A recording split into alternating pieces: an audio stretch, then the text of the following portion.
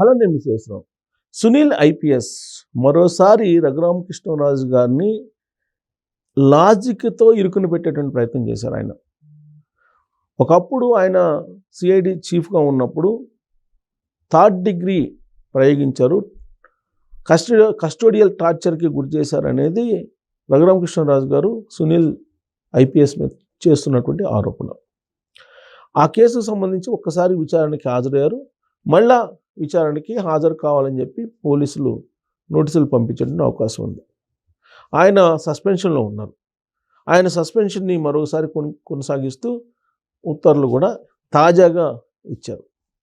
మరి సునీల్ని అరెస్ట్ చేస్తారా అని అంటే అరెస్ట్ చేసేటువంటి అవకాశం ఉంది అనేది కూడా వినిపిస్తుంది.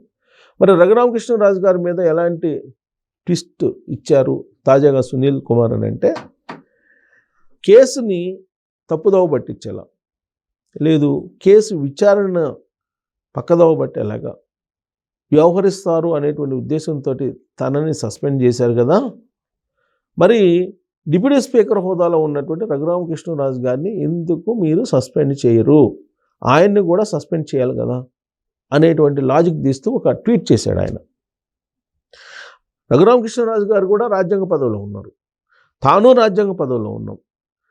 ఒక కేసు విచారణలో నిందితుడిగా సునీల్ ఉన్నారు, బాధితుడిగా రఘురామకృష్ణరాజు గారు ఉన్నారు. మరి బాధితుడిని కూడా ఇప్పుడు సస్పెండ్ చేయాలి అనేది సునీల్ ఐపీఎస్ గారు లాజికల్గా ట్వీట్ చేశారు. గతంలో కూడా ఇలాంటి ట్వీట్లు చేసి సివిల్ సర్వెంట్లకు ఉండాల్సినటువంటి మార్గదర్శకాలకు భిన్నంగా వ్యవహరించారని చెప్పి ఆయన బద్నామయ్యారు. అయినప్పటికీ ఆయన మార్చుకోలేదు, ఆయన తీరులో మార్చుకోలేదు. ఆయన విచారణకు హాజరైన సందర్భంగా కూడా కస్టోడియల్ టార్చర్కి తనకి సంబంధం లేదు అని చెప్పి చెప్పారు తప్ప, విచారణాధికారిగా ఉన్నటువంటి దామోదర్ గారు అడిగినటువంటి ప్రశ్నకి సూటిగా సమాధానం చెప్పలేదు. ఏ1గా కస్టోడియల్ టార్చర్లో సునీల్ ఉన్నారు, ఏ2గా సీతారామాంజనేయులు గారు ఉన్నారు, వీళ్ళిద్దరు సీనియర్ ఐపీఎస్లు, ఏ3గా విజయ్ పాల్ ఉన్నారు, ఏ4గా తులసిబాబు, ఏ5గా ప్రభావతి డాక్టర్ ఆవిడ ఉన్నారు. మరి వీళ్ళు ఇచ్చినటువంటి వాంగ్మూలాలు ఉన్నాయి. సీతారామాంజనేయులు అలాగే సునీల్ వీళ్ళిద్దరూ కీలకం ఈ కేసులో. విజయపాల్ని అరెస్ట్ చేశారు, విజయపాల్ని అరెస్ట్ చేసి వాంగ్మూలం తీస్తున్నారు. అలాగే తులసిబాబు దగ్గర వాంగ్మూలం తీస్తున్నారు, అలాగే డాక్టర్ ప్రభావతి దగ్గర వాంగ్మూలం తీస్తున్నారు.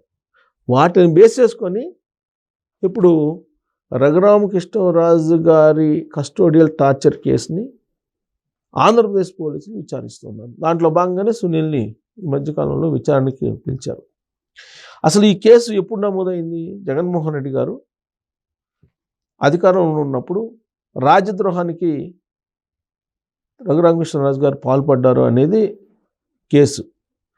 ఆ కేసుకు సంబంధించి ఆ రోజున్నటువంటి సిఐడి చీఫ్ సునీల్ కుమార్ గారి ఆధ్వర్యంలో విచారణ చేపట్టి రాజద్రోహం చేశాడు రఘురామకృష్ణరాజు గారిని భావిస్తూ ఆయన్ని అరెస్ట్ చేశారు హైదరాబాద్లో.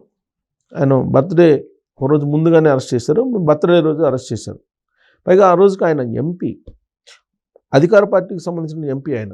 అయినప్పటికీ కూడా ఆ రోజు ఉన్నటువంటి ప్రభుత్వ పెద్దల ఆదేశం మేరకు హైదరాబాద్ వచ్చి, హైదరాబాద్ నుంచి రఘురామకృష్ణరాజు గారిని మామూలు వాహనంలో తీసుకెళ్ళి అక్కడ సిఐడి ఆఫీస్లో కూర్చోబెట్టి అక్కడ అతన్ని హత్య చేయడానికి ప్రయత్నం చేశారనేది రఘురామకృష్ణరాజు గారు చెప్తున్నారు. ఆ రోజు రాత్రి ఒక పెద్ద 100 కేజీల బరువు ఉన్నటువంటి మనిషిని అలాగే 4 ప్రైవేటు వ్యక్తులని పంపించారు. ఆ 4 కూడా ముసుగేసుకో ఉన్నారు. ఆ ముసుగు వీరులు ఎవరు అనేది బయటికి రావాలి అనేది రఘురామకృష్ణరాజు గారు చెప్తున్నారు. అసలు వాళ్ళు ఎవరు పంపించారు? ఈ 100 కేజీల బరువు ఉన్నటువంటి వ్యక్తి తన ఛాతి మీద కూర్చొని నొక్కి చంపేటువంటి ప్రయత్నం చేశారు అనేది ఆయన చెప్తున్నారు. ఆ వ్యక్తి ఎవరు అనేది కూడా పేరెడ్ నిర్వహించారు. అది తులసిబాబు అని చెప్పి రఘురామకృష్ణరాజు గారు అనుమానిస్తూ పోలీసులకి విచారణ సందర్భంగా చెప్పారు. ఇదంతా కూడా క్రానలాజికల్గా జరుగుతుంది విచారణ. విచారణ ఎందుకు జరుగుతుంది కేసు విచారణ అని అంటే కూటమి ప్రభుత్వం వచ్చింది కాబట్టి. కూటమి ప్రభుత్వం రాకపోవడానికి ముందు రఘురామకృష్ణరాజు గారు కంప్లైంట్ ఇచ్చినా కానీ దాన్ని పట్టించుకోలేదు. కానీ ఈ కూటమి ప్రభుత్వం రాగానే ఆ రఘురామకృష్ణరాజు గారు కంప్లైంట్ ఇవ్వడం, ఆ కంప్లైంట్ని మళ్ళీ ఇన్ టైంలో 30 days పైన ఏదో ఒకటి చెప్పాలి, అది రిజెక్షనా విచారణ అనేది. ఆ టైంలో చివరి నిమిషంలో ఆ కేసుని ఎఫ్ఐఆర్ చేయాల్సి వచ్చింది. ఎఫ్ఐఆర్ చేసి విచారణ చేయాల్సిన పరిస్థితి ఏర్పడింది రఘురామకృష్ణరాజు గారు ఇచ్చినటువంటి కంప్లైంట్ మీద. అంతకుముందు ఆయన మీద అసలు కస్టోడియల్ టార్చరే జరగలేదని చెప్పి గుంటూరు ప్రభుత్వ మెడికల్ ఆసుపత్రికి సంబంధించినటువంటి ప్రభుత్వ ఆసుపత్రికి సంబంధించినటువంటి డాక్టర్ ప్రభావతి గారు ఇచ్చారు. దాన్ని సవాల్ చేస్తూ సికింద్రాబాద్లో ఉన్నటువంటి మిలిటరీ హాస్పిటల్లో చేరారు రఘురామకృష్ణరాజు గారు. అక్కడ డాక్టర్లు పరిశీలించిన తర్వాత 3rd degree ప్రయోగించారు. ఆ గాయాలయ్యాయి, పోలీసు దెబ్బలు తగిలాయి అని చెప్పి వాళ్ళు నిర్ధారించిన తర్వాత దీన్ని ఢిల్లీ స్థాయిలో కూడా ప్రచారం చేశారు. ఆయన లోక్సభ స్పీకర్కి కూడా అందించారు. సో ఆ స్థాయిలో పోరాటం చేస్తూనే ఇంత చేసినప్పటికీ కూడా ఆయన రచ్చబండ అనేటువంటి కార్యక్రమం ద్వారా ప్రతిరోజు సోషల్ మీడియా ద్వారా జగన్మోహన్ రెడ్డి గారు చేసిన ప్రజా వ్యతిరేక కార్యకలాపాలను బలంగా తీసుకెళ్లారు సమాజంలోకి. సో కారణం ఏదైనప్పటికీ కూడా కూటమి ప్రభుత్వం అధికారంలోకి వచ్చింది. అధికారంలోకి వచ్చిన తర్వాత ఆ కూటమి ప్రభుత్వంలో కీలకంగా ఉన్నారు రఘురామకృష్ణరాజు గారు. ఇవాళ డిప్యూటీ స్పీకర్గా ఉన్నారు. సో కాబట్టి అలాంటి ఆయన మీద ఇప్పుడు సునీల్ గారు ఒక పోరాటాన్ని స్టార్ట్ చేశారు, లాజికల్ పోరాటాన్ని. ఏంటంటే అది నన్ను సస్పెండ్ చేశారు కాబట్టి ఆయన కూడా సస్పెండ్ చేయండి అనేది. ఒక ఐపీఎస్గా ఉండి ఇది ఎలా సాధ్యం? ఐపీఎస్ అనేది రాజ్యాంగబద్ధ పదవి. ప్లస్ ఆయన నిందితుడు A1 అక్యూజ్డ్ నెంబర్ 1 ఎవరు? అనిల్ కుమార్ గారు. బాధితుడు రఘురామకృష్ణరాజు గారు. సో బాధితుడిని ఎవరైనా రాజీనామా చేపిస్తారా, లేదు సస్పెండ్ చేస్తారా బాధితుడిని? బాధితుడి మీద ఎవరైనా చర్యలు తీసుకుంటారా అనేది సీనియర్ ఐపీఎస్గా ఉన్నట్టు సునీల్ కుమార్ గారికే తెలియాలి. సునీల్ కుమార్ గారి సస్పెన్షన్లు ఏంటంటే ఆయన మీద అభియోగాలు ఉన్నాయి కాబట్టి, ఈ కేసు విచారణకు అడ్డు కాబట్టి ఆయన సస్పెండ్ చేస్తున్నామని చెప్పి ఇచ్చారు. కరెక్ట్గా ఆ పాయింట్ దగ్గరే ఆయన పట్టుకుని ఆయన ఏమంటారంటే రఘురామకృష్ణరాజు గారు కూడా సస్పెండ్ చేయండి, నన్నే కాదు ఆయన్ని కూడా సస్పెండ్ చేయండి. ఈ కేసు మీద ఆయన ప్రభావం కూడా ఉండదు, ఆయనకున్నటువంటి అధికారం ఏదైతే ఉందో ఆ అధికారాన్ని ఉపయోగించి ఈ కేసుని మ్యానిపులేట్ చేసే అవకాశం ఉంది కాబట్టి ఆయన్ని కూడా సస్పెండ్ చేయండి అని చెప్పి ఒక ట్వీట్ చేశారు ఆయన. గతంలో కూడా హిందూ దేవుళ్ళకి వ్యతిరేకంగా ఏదో ట్వీట్ చేసి ఆయన కేంద్ర ప్రభుత్వం యొక్క ఆగ్రహానికి గురయ్యారు.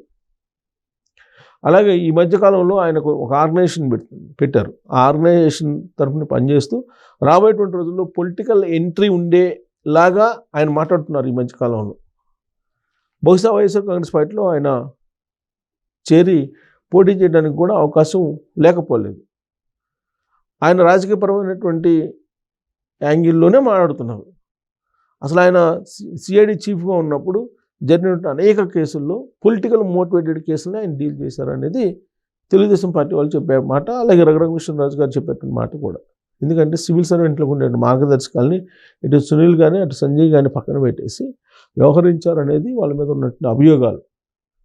మరి ఇప్పుడు బాధితుడిని కూడా సస్పెన్షన్ చేయాలి అనేది కొత్త లాజిక్ని తీసుకొస్తున్నారు ఎవరు? సునీల్ గారు. ఒకవేళ అదే జరిగితే రాబోయే రోజుల్లో కేసు పెట్టినటువంటి వాళ్ళు అంటే బాధితులు వాళ్ళకు ఉండే అన్ని హక్కులు తీసేయాల్సి వస్తుంది. కాబట్టి సహేతుకమైనటువంటి డిమాండ్ కాదు సునీల్ గారు చేసింది అనేది వినిపిస్తుంది. మరి మీరు ఏమంటారు? సునీల్ గారు చేసినటువంటి డిమాండ్ని మీరు సమర్థిస్తారా అనే దాని మీద కామెంట్ చేయొచ్చు. Thank you.